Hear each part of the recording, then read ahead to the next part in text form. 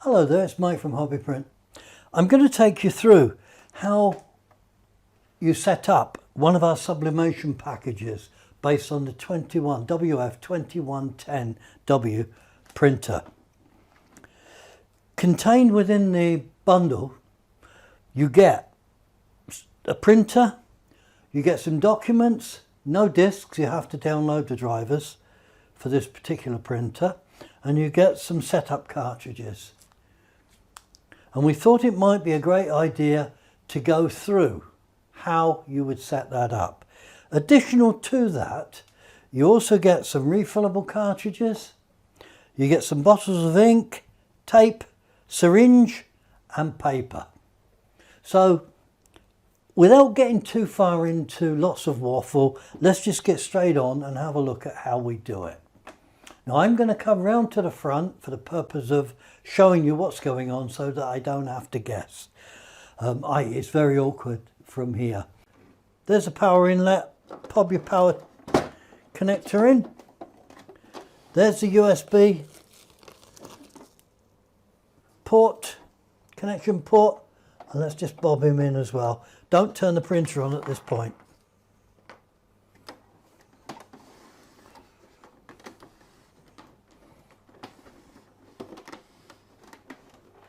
And there we go, we're powered up and we're good to go. Our machine's turned off and it's all connected up. We've navigated to hobbyprint.co.uk. So let's go and find your product, which is a dye sublimation product. And it's a printer, Sublimation printers. And we navigate down and there we go, there's the bundle there.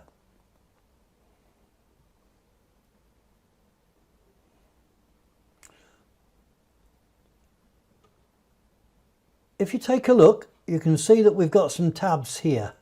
Description, support and added value and reviews. These may change, but for now, if you just click on the support and added value tab, and you would see there's a download section here. It does give other information. I'll leave you to go through that. But we want to download the printer driver. So all we would do is click that and we may get, no, we're not blocked. And there we go. We've downloaded our driver. Now you can quickly click on it and start going from the moment you see that. However, let's navigate through to our downloads file, your downloads file, and show you where it comes down. There we go, onto downloads. And there's a driver that we've just downloaded right there. So all you would do at this point is double click the driver. And you've got to be on your toes right from the off with these things. If you download, if it updates new firmware, you could come in the following morning, turn your machine on and your cartridges not be recognized. There are some other procedures for this. If you look out for the videos for that, there's other stuff you can do to prevent that, but it's not the biggest issue in the world. We're just trying to make certain that it doesn't occur. And here you've got set as default printer. Your settings, how you're set up, will determine whether you leave that to set as default or whether you take the thing off. I don't need it, so it's come off. So again, I reiterate, automatically update software, that's a no-no. Let's not do that. And hit the OK button. Assuming that you're setting up in English, we're OK with that. And you have to agree to the software license. And we're okay with that. So as I said, we're going to do a USB installation. You'll have to follow the documentation in order to do a Wi-Fi installation or a network connection installation. They're all pretty simple. So there we go, USB connection, okay. Now it's asking us to turn the printer on because it automatically wants to set the driver. And as you can see, it's working. And as you can see, that's it. The driver is now installed and the port configuration has been completed successfully. We will check that out after we've installed the cartridges to ensure that the driver has in fact been set up correctly.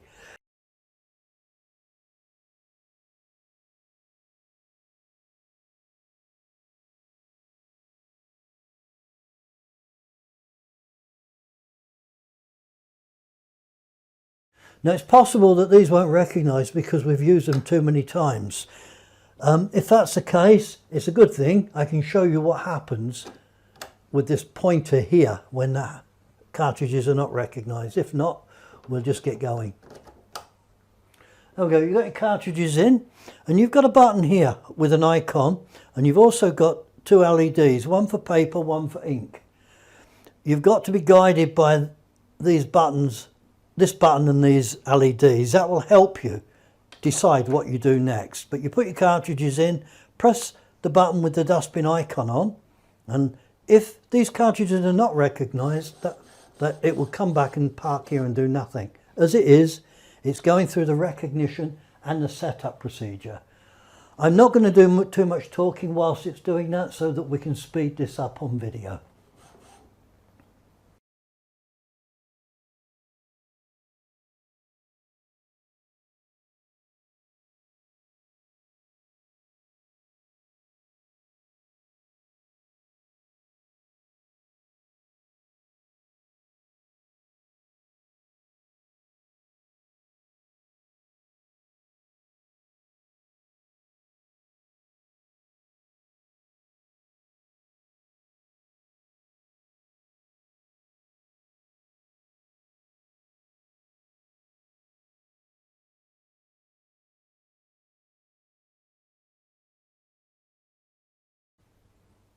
Okay, we're through that cycle. We're back to a solid power light and you've no LEDs on.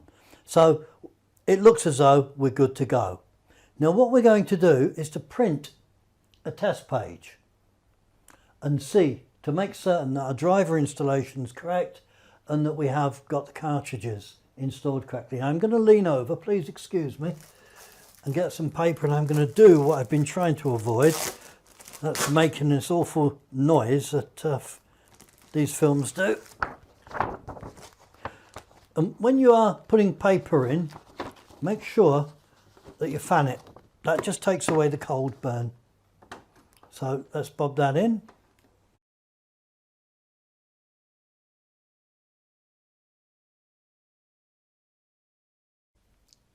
To print a nozzle test, we need to go into printing preferences, and to get there we're going to navigate through settings, printer settings.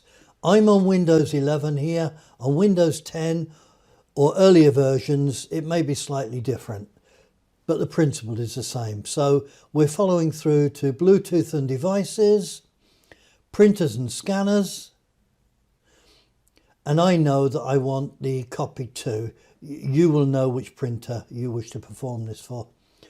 And we want to, as you can see, you can print a test page, or we can go into printing preferences, which is what we want to do, navigate to the maintenance tab, and if you see here, we have Printhead Nozzle Check. If we click that,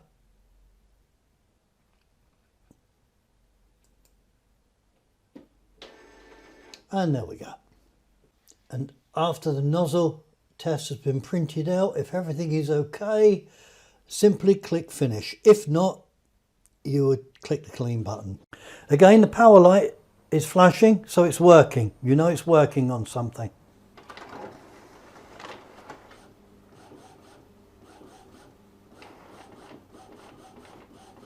We should have the paper tray extended.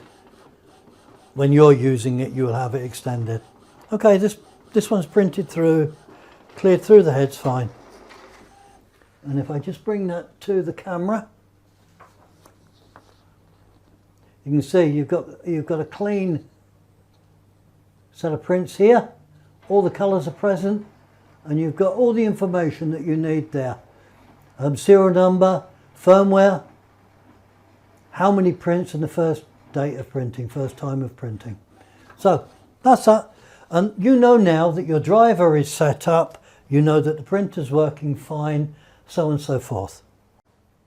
Okay, this section is how do we switch over to sublimation cartridges and sublimation ink, and how do we flush that through? So let's get on and do that. Okay, now we would hold our button in until the cartridges start to move.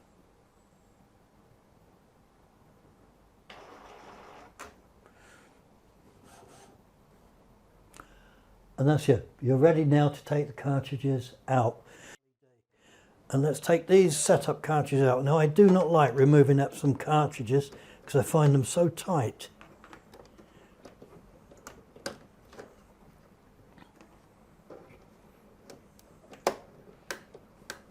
Wow. I'm always concerned that we're going to drag out some of those contacts. And I have seen it happen. So that's it. We've got our cartridges out. What you do next? We're going to clear the printer's memory. So turn the button off, power button off. Pull the lid down.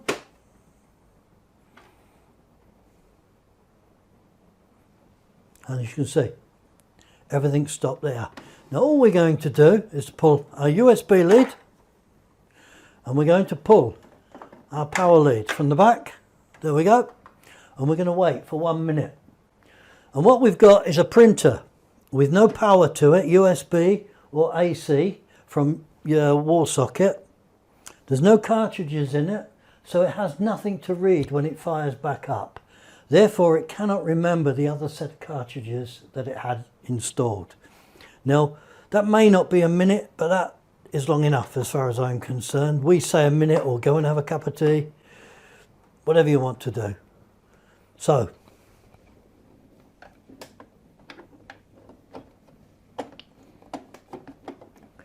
there we go.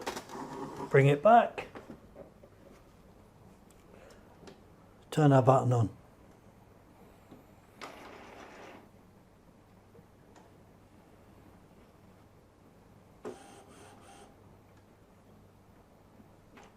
And the printer's going to complain, obviously, because there are no cartridges. Now, let's talk about our ink LED and this little pointer here that you can see. And I'm just going to tilt it forward so you may get a better look at it. There you go, you can see it's in the shape of an arrow.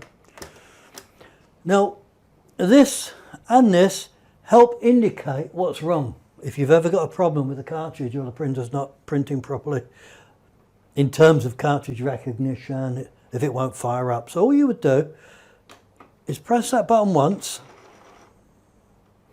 and I would expect that to stop on the black. So it's saying, I've got a problem on the black cartridge. Well, it will do. There's no cartridge installed. And the next, and the next, and the next. And that's going to park up, and it's saying, correct me, put the cartridges in. Now I'm going to lean across. Apologies, I should have been better prepared. And we're going to put these single-use chip cartridges in. These are the same as the cartridges that you have. There. So we have videos showing you the best way to fill cartridges, so on and so forth. So there's no point in me going through that. I don't need to do that. And let's just install our cartridges.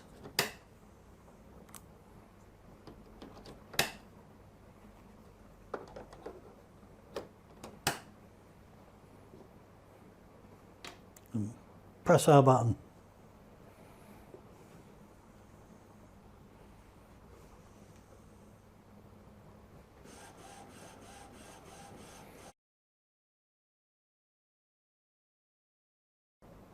We would navigate back to printing preferences. You can see it there, and you can find printing preferences through your settings, and I'm not going to take you through it because Windows 10, Windows 11, Windows 7, they're all different. All you need to do is understand your computer a bit more.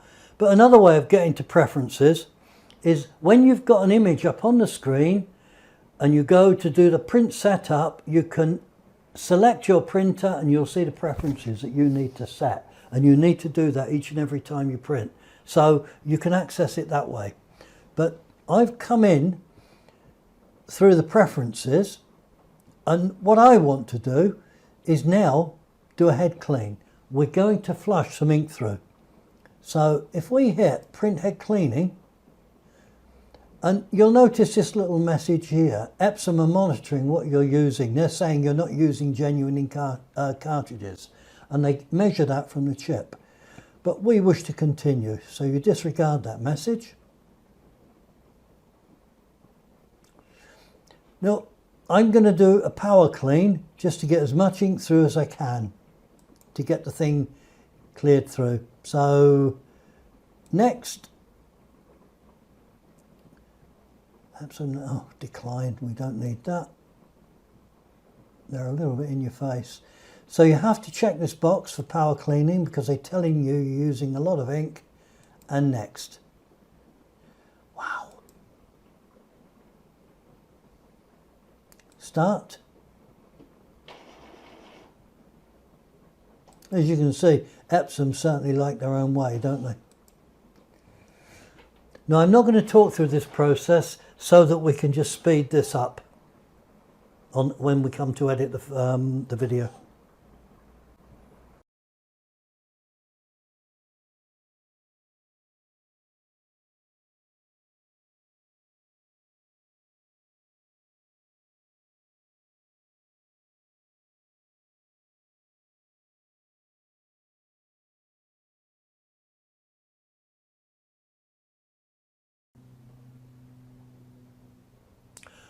And that really is that your printer should be set up and is good to go.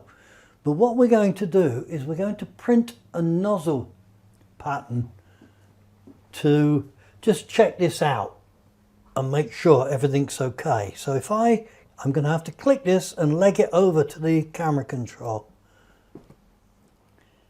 And click. Okay.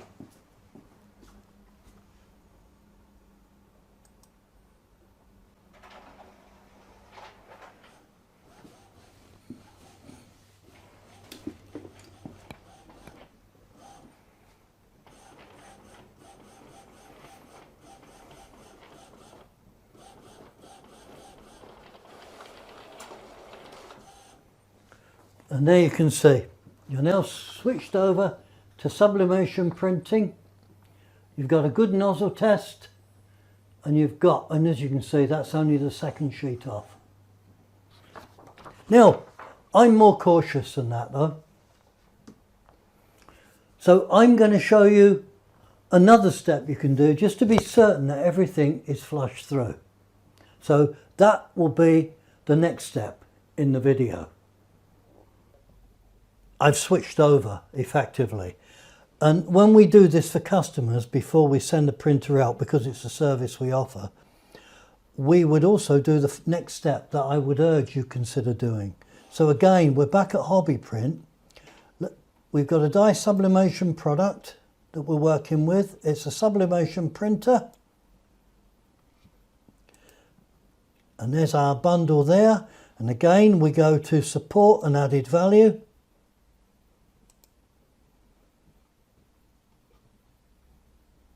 Honestly, it does work. And there you go. On our download area, you can see we've got print 4-color test sheet. Just click on that, and as you can see, that's downloaded. Double click there. I've shown you how you would navigate to your download folder to find it. I've just used a quick link. And as you can see on the screen, we've got a PDF that prints out all of the colors. It's got paper settings here, matte coated or gloss, and best quality. So all we're going to do is to click our print button. It's selected the right printer. We're going to go into properties. And we're going to, and by the way, you would use this when you're printing for sublimation. You would always set your paper type as matte and your quality as high. Just there. So we're all set there. Let's click that and let's print.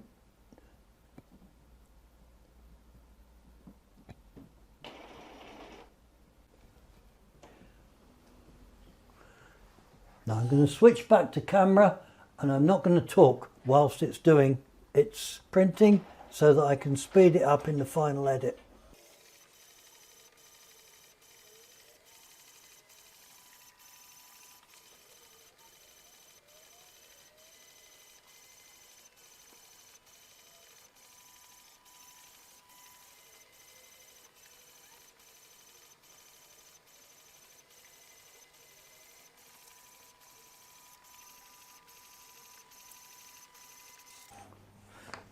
And there you have it. You can see you've got very sharp lines, you've got nice colour, and it's very, very clear. So you now know that your printer's working fine, and by going through that process, you actually know that your machine is converted and ready to print using sublimation ink.